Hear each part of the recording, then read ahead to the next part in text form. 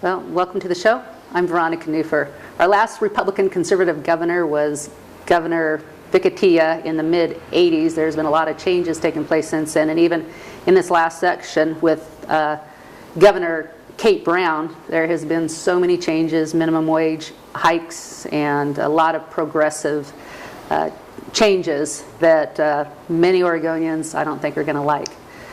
So it's time for a new direction and hopefully back to conservatism. My guest today is Bruce Cuff, and he's running for governor. And so far, he's really the only conservative governor. Is that right? Yeah, I'm the only conservative candidate. There's 5 of us in the race, and I am the only conservative. Pretty much the rest of them are moderates. Right. Yeah. Okay, and maybe we'll talk a little bit about that. But Okay. Anyway, I'm glad that you're here. You're able to come on the show. I know you're really busy. As a candidate, Yeah. you're pulled in a lot of different directions around the state. Yep. And I'm excited to hear, your plans and what you want to do, with our state. Mm-hmm. And anyway, well, why are you running? Let's start there. Well, I just think that Oregon, it does need a new direction. The businesses in the state are suffering because of taxation.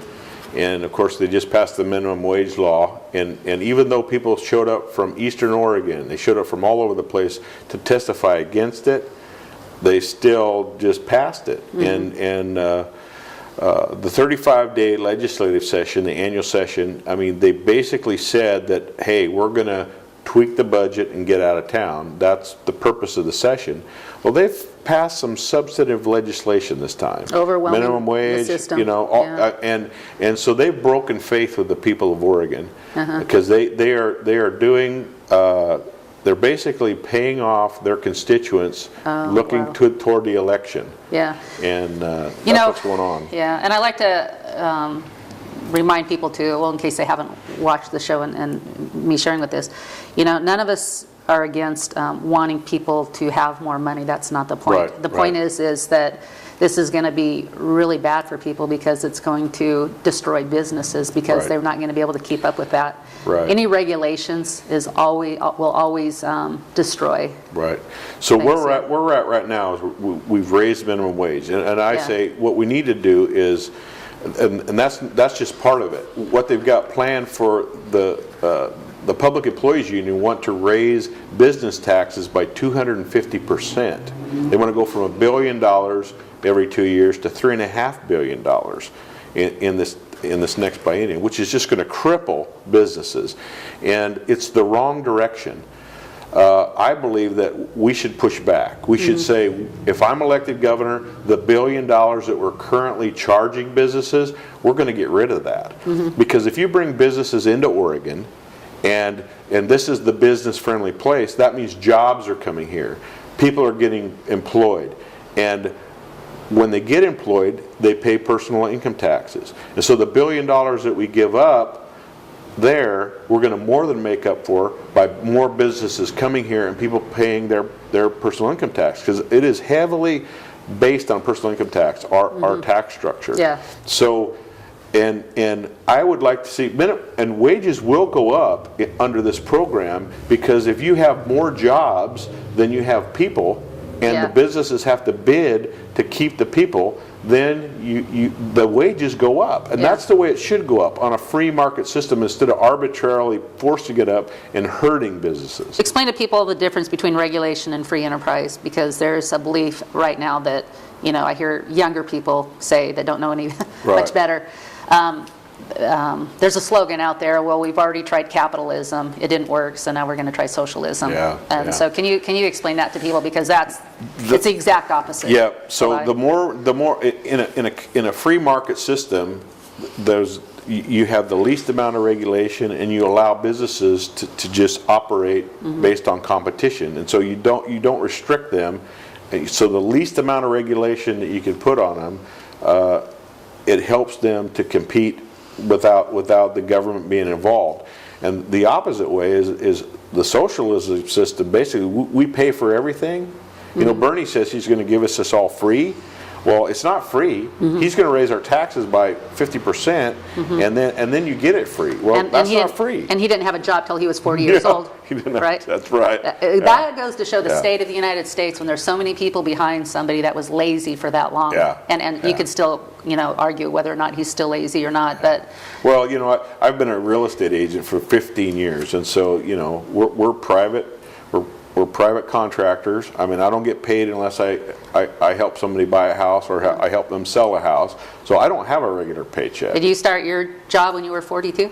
No, I did not start my job when I was 40. I started working when I was 8, picking you were 8. berries and There you go. picking Okay. cherries and buying my school clothes. Because I was either Yeah. going to wear Tough Skins and Kids, or I was Yeah. going to wear Levi's and Converse. I mean, that was when I was a kid. That you didn't want to go to school with the Tough Skins that had the stiff knees. You want to wear Levi's, and so if we Yeah, made so our if you own wanted money, something yeah. better, then you or paid bought my more. first bike. I mean, those kind of things you remember as a kid, and you appreciate it when you earned it yourself. Yeah, yeah.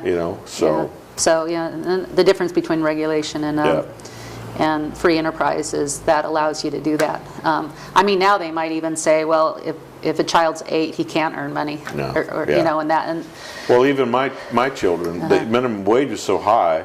Yeah. I mean, you wouldn't hire him. So my son basically, he took the weed whacker and he'd go look at somebody and say, "Hey, I'll cut that for $20." Yeah. And go out, whack the weeds, and they'd pay him. Yeah. And that he made some money doing that, but nobody would hire him. He had to be a free marketer to make it work.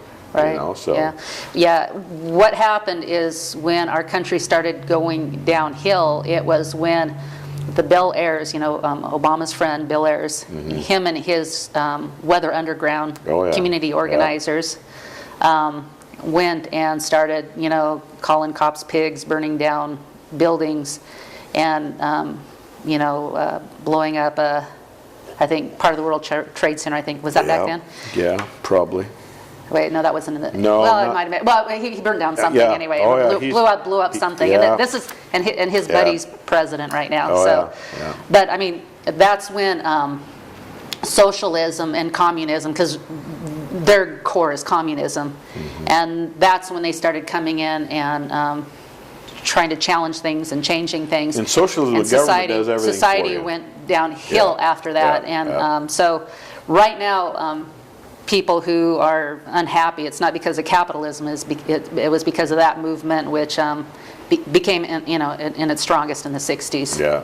So socialism, and it'll just bring more destruction. Yes, so we it want will. to get a governor, somebody in charge of our state that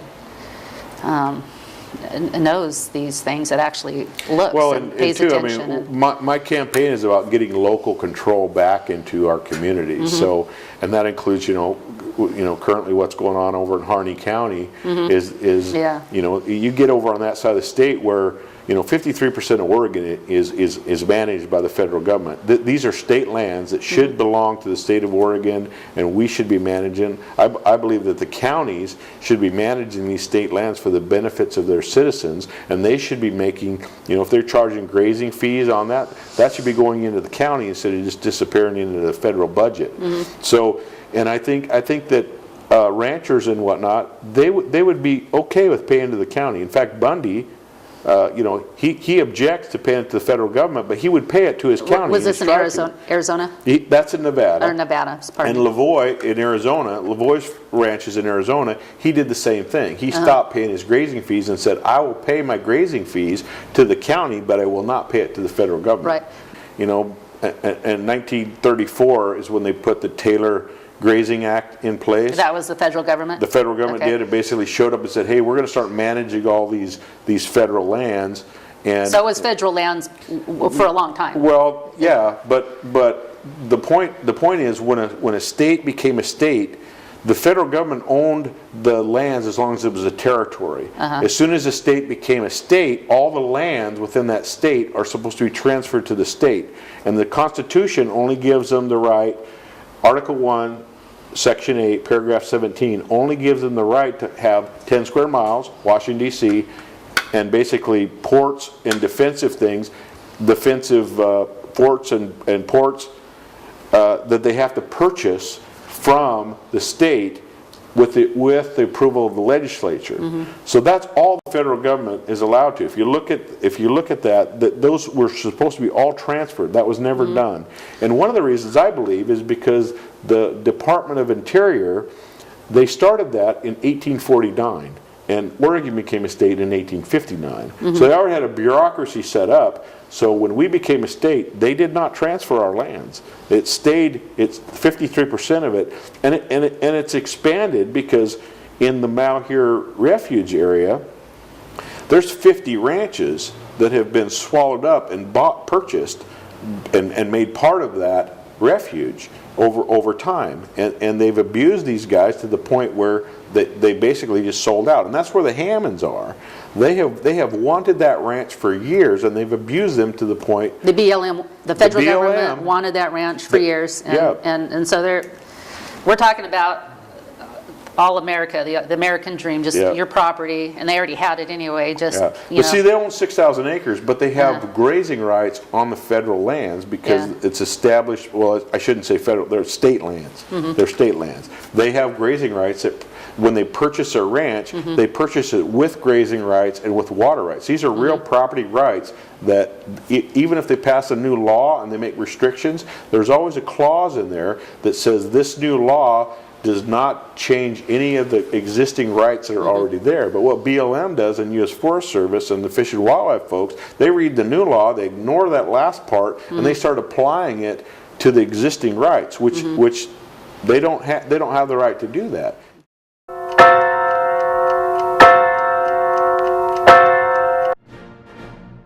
There aren't too many outlets where you can hear in-depth spiritual issues alongside conservative politics, where we can make a difference to those around us and our country. It's brought to you at a cost that's worthwhile, yet I'd like to do more.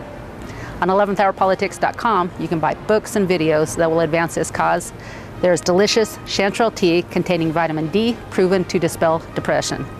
We have an art gallery and options to produce your own commercial or have us do it for you, along with other projects. It's only through a co-op that things get accomplished. I hope you will join me in this mission.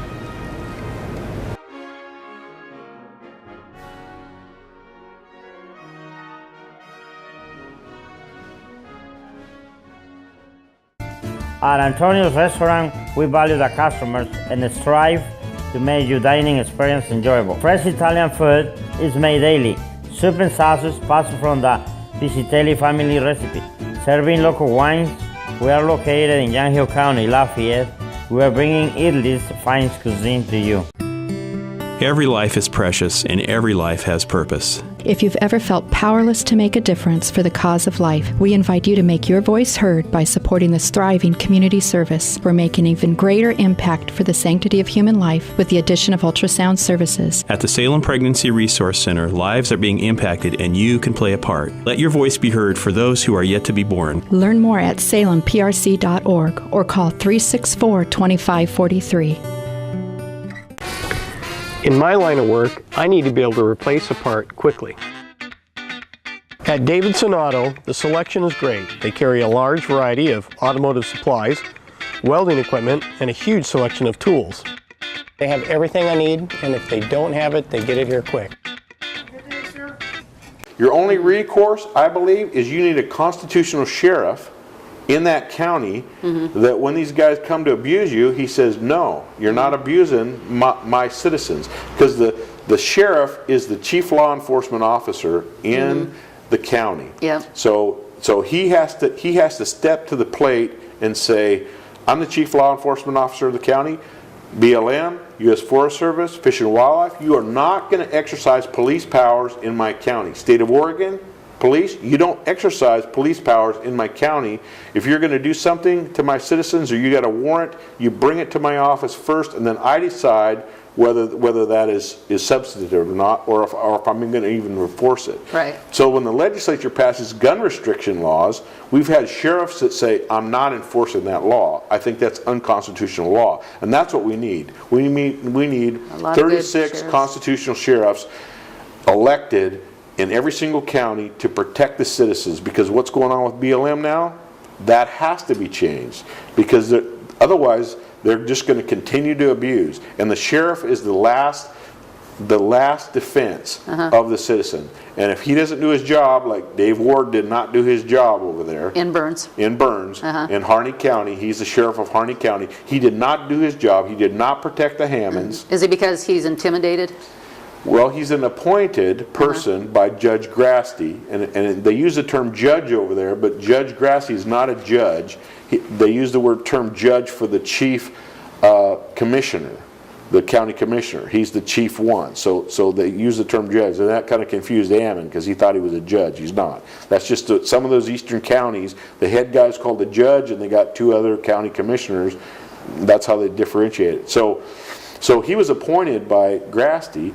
And Wait, so the sheriff was appointed? yeah, the other guy, I'm not even sure what happened, if he quit or died or what happened with the previous sheriff, but Sheriff Ward was appointed by him, so he owes his position to Grasty, and Grasty, he did not, I mean, he's not backing up, I mean, he doesn't even know what the Constitution I'm just wondering, says. could this possibly be a weird little Scalia diversion? There's something going on. There's something going on. Something sinister. There's something going on money-wise that these guys are into that is just not apparent right now. Because Grasty, I read a bunch of stuff, but that's the one that's from the federal judge that totally exceeded power and called the Hammonds terrorists. Yeah.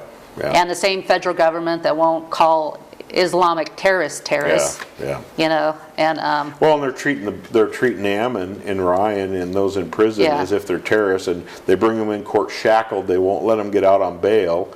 I mean, they're treating them as and you know, those guys came and went freely. Yeah. From that, and people came and went freely. You know, no matter what people think about that, when the federal government starts acting like Nazi Germany, we have a big problem. Yeah, we do. And here's a big problem: is a lot of the people that are just normal citizens, they're okay with that because they don't understand the abuse that the federal government's taken because they don't do the research, and the media, of course, isn't going to talk about it either. Well, here's what's going on in Harney County. Most people don't know what's going on over there because there's 7,000 people live in Harney County. Yeah, I haven't heard about it lately. There's 2,400 jobs in Harney County. There's 1,000 of them that are government jobs. So almost half the jobs are government jobs. 1,400 that are private jobs. The average wage is $25,000 a year. Okay, there's 300 federal people out of that 1,000. They make $70,000 a year. Right? Right. And the state and county workers, they make about $40,000 a year. So when Ammon shows up and he's trying to throw the BLM out, well, there's 300 people that work for either BLM or Forest Service or Fish and Wildlife, and they're making $70,000 a year. So is there any reason? Can you see why the county is so divided? Because they don't want to lose that. Right. Now I heard at the end, you know, they actually liked Ammon, and I heard too. I mean, it's not like he made good choices, but you know, we're entitled to make bad choices and be in jail for a year or two. I think Ammon, it's another thing. I think Ammon considered the cost, and he decided to do it because it had to be done. Yeah. I think he's a very courageous young man. Yeah. And you know, because I don't know if you saw that KGW interview the other day that was done with him, but he basically was asked a question, would you do it again? He says, yes, I would. Right, yeah. As governor, so Kate Brown is all for it. From, you know, my analysis, and I don't know her well enough, but just from what I've seen, she seems like a really nice person that is completely she's out of her league. Well, like she has no idea everything's fine, you know, out of sight, out of mind. You know, she doesn't have to pay the $15 if it doesn't affect her. She just wants to smile and think she's going to help everybody. If she thinks that these people, I mean, she sees somebody that's such a product of the media, of what, you know, if somebody can distort you know, she reality, came out and said that, you know, looking at the FBI coming on an investigation, she says that that's disturbing, it's troubling to her that these people are coming under investigation. But she used her Article 4, Section 4 powers to call in the FBI to against domestic terrorism. She used her constitutional powers to do that, and when she wrote that letter, they're not even terrorists. Right, but she claims that they were, and that's the way they're being treated because she called in the federal government based on our U.S. Constitution that allows her to do that when the legislature wasn't in session, because they weren't in session in January. So, right. so she used her power to do that. And now she's saying it's troubling when it's her fault. She set this in motion because the Constitution allows her to do that, and she's the one called them domestic terrorists by forcing the feds and pushing the FBI to settle this quickly. Okay, so here's why we need somebody like you as governor. The next thing she did too is she says that we're not going to deny refugee status to people from Syria, even though it's a fact and the experts will tell you.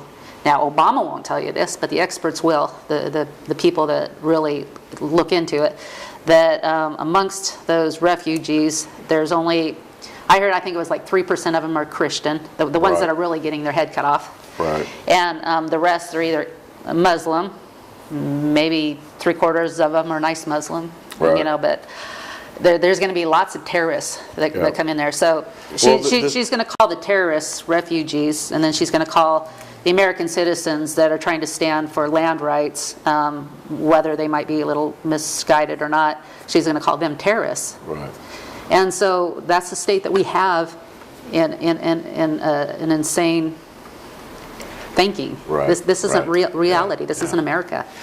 Yep. And of course, this issue, I mean, really needs to be dealt with from the point of view of the states' rights issue Yeah. that says, look, federal government, you don't have the right to operate in the state of Oregon on our land. So we join with the American Land Council and Ken Ivory and those guys that are lobbying the government to say, remove yourself from our state lands. We can manage our own state lands, and you need to, that 53% of Oregon, that needs to be ours to manage, and we should have that managed by the counties, and that revenue should go into our counties to support them. And we just have to lobby them that way. And I think if we get a Republican president, I think the Hammonds get out of jail. Because as governor of Oregon, the first thing I'm going to do is I'm going to request the president to pardon them. If we have a Republican president, he pardons them, they're out of jail, and it's settled.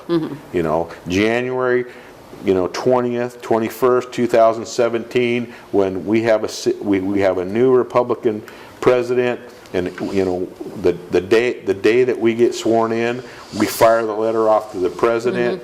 And he signs a pardon, and they're out of prison. That's what needs to happen. Yep. And that's the way we fix it, because the oversight right now is just they're the ones causing this disturbance in our society right now. So Right. Yeah.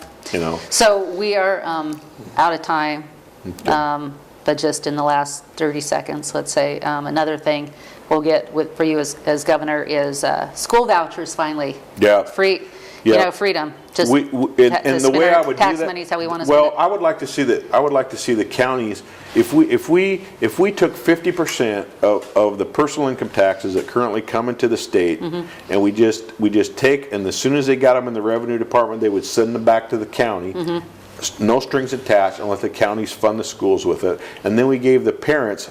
In the state of Oregon, it's about $10,000 per student that we average that we spend. If we gave the parents a $7,000 voucher, and we said, you decide where you go, and really we're losing good teachers because the system is anti-Christian, and they cannot operate in it.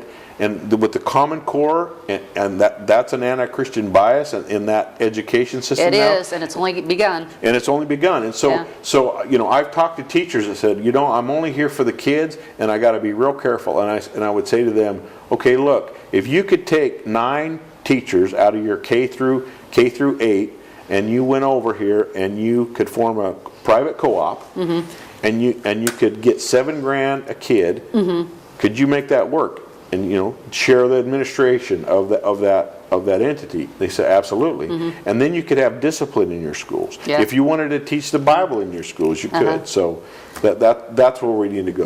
More freedom. Hey, we need to have you talk more about that, because that's good. We have been manipulated into thinking that is extreme, but that's the way our country founded, and that's the way it continued for couple hundred years. And the only So, reason the public system works is because we continue to fund it. Yeah, Because, yeah, you know, and if we don't continue to fund it, and and the parents that won't fund it and are paying private schools, yep, they're paying twice. And Yep. there's an issue of fairness there. That shouldn't be. You're paying your taxes, but you gotta, if you're gonna have your kid yep. educated. And I chose to do that because I refuse to put my kids in a situation where they're being lied to. Not Yeah. all the time, but part of it is. Well, we homeschooled ours. We yeah. homeschooled our kids through the 4th or 5th grade Yeah. before we put them in the public system. And my daughter Lydia, when she went into state and high school, Uh-huh. she had first 2 years, she'd already taken everything she could take. So she did online school the last 2 years. Yeah. She took French and, you know. Yeah, so, yeah, there's a few options out there, but Yeah. yeah, it should be open and it should be fair to everybody. People like fairness, well, that's just basic, that's just some basic rights. I hope you can support Bruce Cuff for governor. As far as I know, he's the only conservative Republican candidate, and I know of at least one candidate that's running that, personally lied to me, so I won't supporting him. He ran for governor, I think about 6 years ago, so you can kind of do the research. Right around there, I think it was 6 years ago. Anyway, as far as this land grab goes, go to agenda21.com and just out of the horse's mouth why they're grabbing land. So that's the bottom line. So we can have Agenda 21 implemented in our state, or we can have a Christian governor that actually is going to walk his talk and do what's right. So thanks for tuning in. Have a good week. Bye-bye. As somebody who values freedom, I like Bruce Cuff. Hi, I'm Bruce Cuff. I'm a Christian, constitutional, conservative Republican. Conservative, constitutional, he's honest. We need to have private schools. We need to have vouchers. We need school choice. In this election, I am the conservative, Second Amendment supporter, pro-life, and we want to get Oregon back on track. I need your vote in this primary election. Where did all the water for the flood come from? Where did the water go after the flood was over?